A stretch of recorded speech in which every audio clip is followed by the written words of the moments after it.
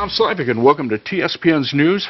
And today I have Sheriff Martin Ryan with me, and we'll be talking about the Sheriff's Department, the staffing of the Sheriff's Department, but mostly we'll want to get into probably the jail and AB109, how the two are affecting each other, and changes have been made. The Sheriff had just talked to the Board of Supervisors last week about new funding, and we're going to get into all that right after this break. So stay with us right here on TSPN.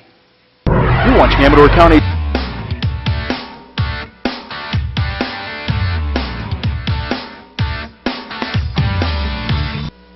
Hi everyone, and welcome back. Sheriff Ryan.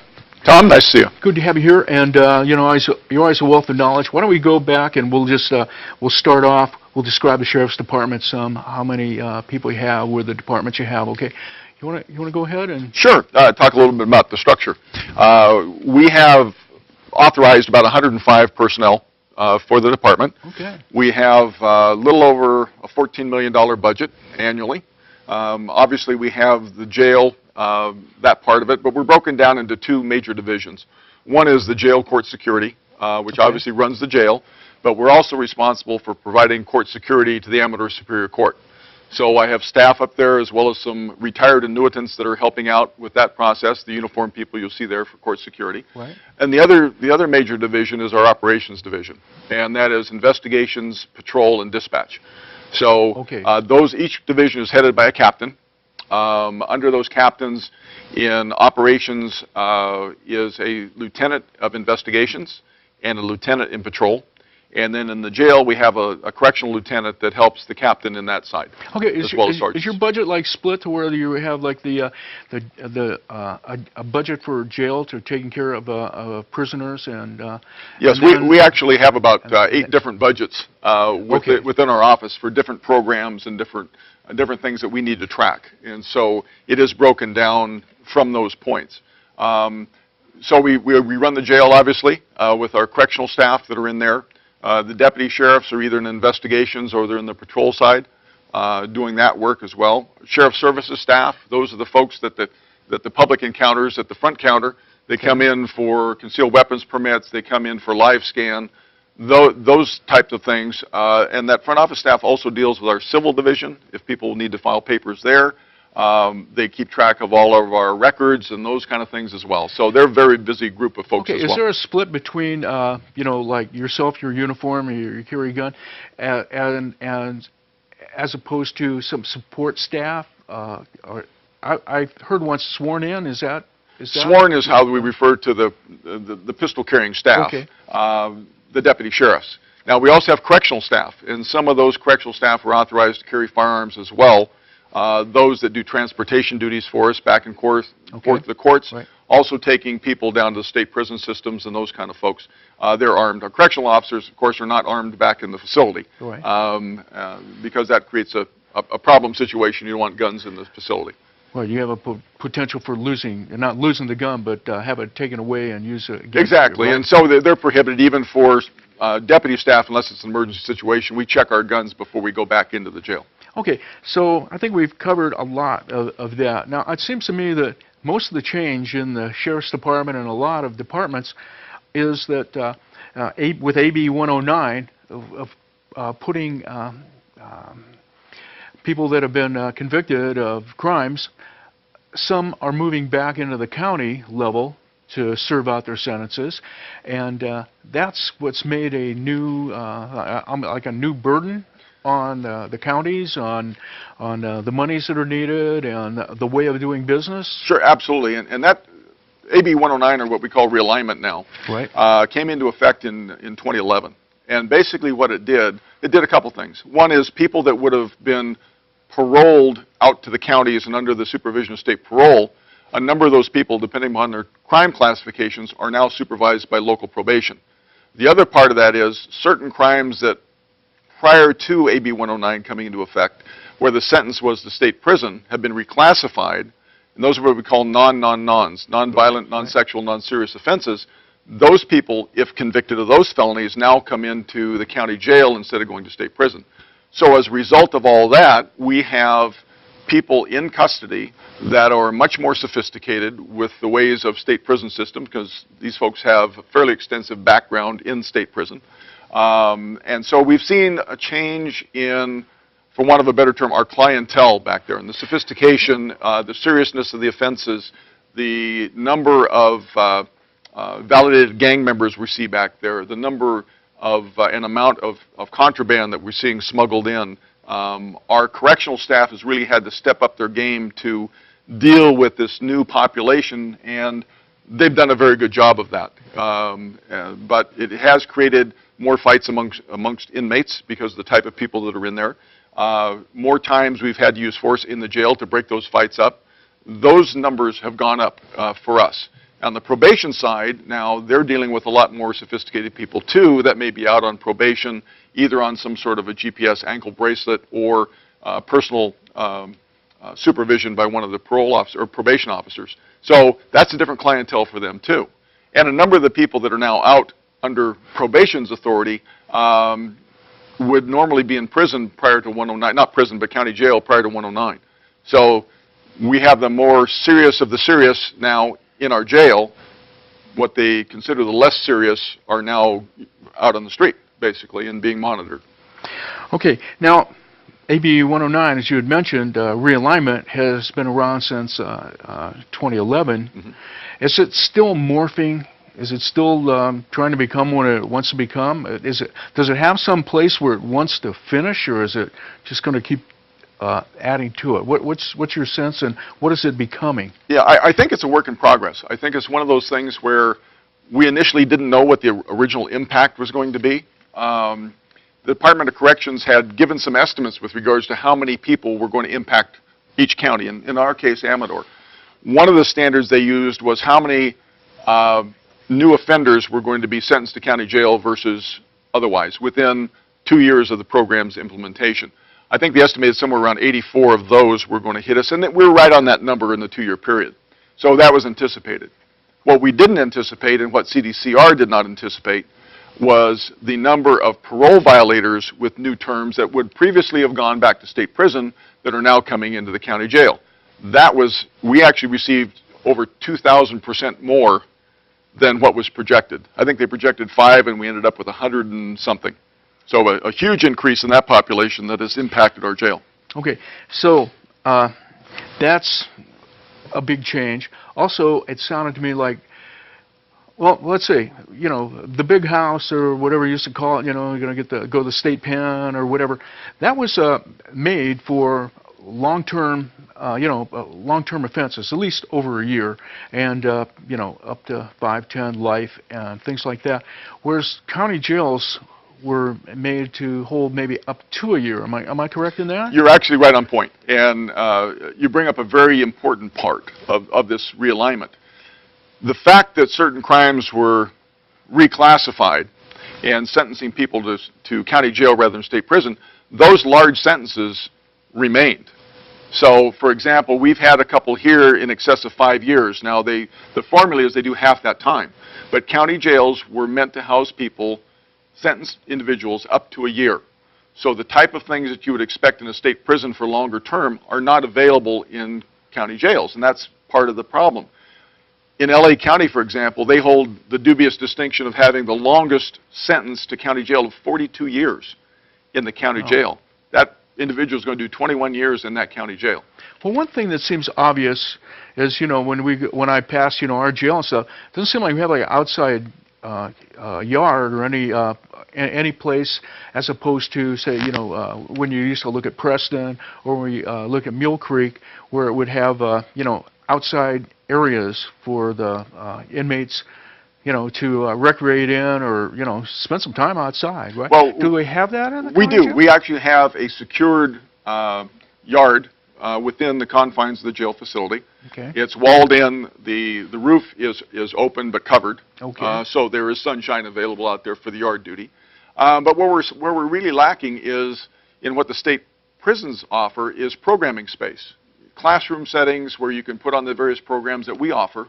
Alcoholics Anonymous, Narcotics Anonymous, anger management. You can get a GED with us. There's a number of different things that are available, but we don't have a place to do that. So we're holding those programs in the hallways, in the visitation area when there's no visitors visiting with inmates. It's very problematic for us, and that's really the push that we had to develop either a new jail or do something with the existing facility. So you have those programs, you just don't have, adequate facility to do the program. It's not a conducive environment for learning. Right. We do provide the programs, but it's a difficult environment. Before you had said that, that you have all the programs, I was thinking, if you're going to be incarcerated for a long time, you need to, I would think you'd have to have a break from that. So a lot of the different programmings or counselings or things that you would have would give, they would be my high point, I think, probably on the day. Well, excuse me. And that's really part of this realignment, is to provide the training, the counseling, the courses that will hopefully prevent a percentage of these individuals from reoffending. The goal is to reduce that recidivism number from the 70% that the Department of Corrections was seeing, meaning that 70% of the people they released were back in their custody within 3 years, to a more manageable number. And that's what the program is intended to do at the local level, because we do have those local contacts. Part of realignment was the creation of a community corrections partnership, which is headed by Mark Beniti from probation, but the stakeholders all belong to that, and they receive the money from the state for purposes of programming. So mental health's included, public defenders included, police department, sheriff's office, district attorney, obviously probation, all of our stakeholders to try to find the best way to use these funds to work towards not only public safety, but to help hopefully get these people some skills that they need to prevent them from coming back in. Right. If the goal is to reduce recidivism, then you have to have some way that the inmate can change their lifestyle, their way of making a living, right? Oh, absolutely. And a lot of it's educational. We have a lot of people that have reading and writing issues. That's hard to get through. The counseling for alcohol, narcotics addiction, those kind of things.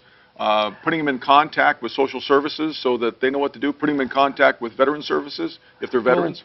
Those kind of things. Let's come back, and I think when we come back, I want to go over a little bit of maybe the idea, when we talk about it and all of the facets that you have to provide now at the county jail and all of the stakeholders that are involved.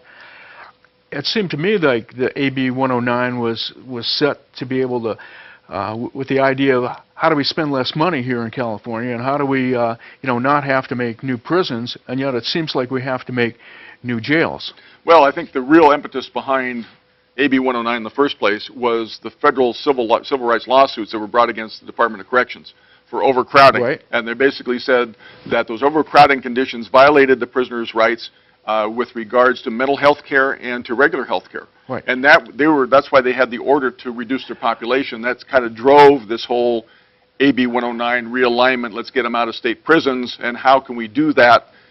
One of the answers was, we're going to reclassify crime and make it the local county responsibility. Right. I don't want to add to any confusion here, but it would have seemed that based on that's what they wanted to do, that was the workaround. The workaround was for the reason that we were overcrowded is because we didn't have more space to put inmates in. Right. So that's what I mean. So we didn't want to build more penitentiaries or things like that, state prisons, but pushed it on to the counties. Right, and with the same responsibility that we also need more space, and the right type of space, programming, medical beds, the kind of things that we need. Interesting. We're gonna be right back after this break. Stay with us right here on TSPN. You're watching Amador County.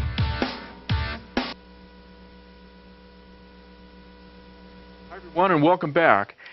Okay, Sheriff. Well, let's do a little bit of a more history lesson for people. You started on at 2007 as sheriff. Yep. You probably looked at the jail; it wasn't adequate. Before that, even though AB 900 hit where the state says the jails aren't adequate. Yeah, AB Where are we now? Aren't things changing all the time for you? They are. And let me talk a little bit about the history of AB 900, because that was, this is 4 years before realignment. The state had recognized at that time that local county jails were falling into a state of disrepair. They developed this Assembly Bill 900 to provide grant funding to local agencies to upgrade their jails, build new facilities, those kind of things. I took office in January of '07, and this was just starting at that point. The county fought hard to get a conditional award from the state. The conditional award ended up, after about a year and a half of working hard at it, came up to $22.7 million of a conditional award that Amador County received for purposes of building a new jail facility. Based on the studies and the consultant that we hired to do this, we were planning on a 165-bed facility. The current facility is rated at 76 beds, so a considerable increase. Part of that, though, was just the money for the $22.7 million was just for the brick and mortar. No personnel, no property acquisition, those kind of things. So as this was being worked up, and over the years as we dealt with it, and we, through the county, bought some property on Wicklow Way with funding that was available through a capital facilities fee that was charged to developers, part of which went towards replacing the existing jail that was built in '84. So this is all going on at the same time. It goes on for a number of years as we go back and forth on this funding, determine how much it's going to cost the county to build this 165-bed facility. It turns out at the low end, it's about a $45 million project by the time all is said and done. So the county's piece of that is $23 million, basically on top of the award.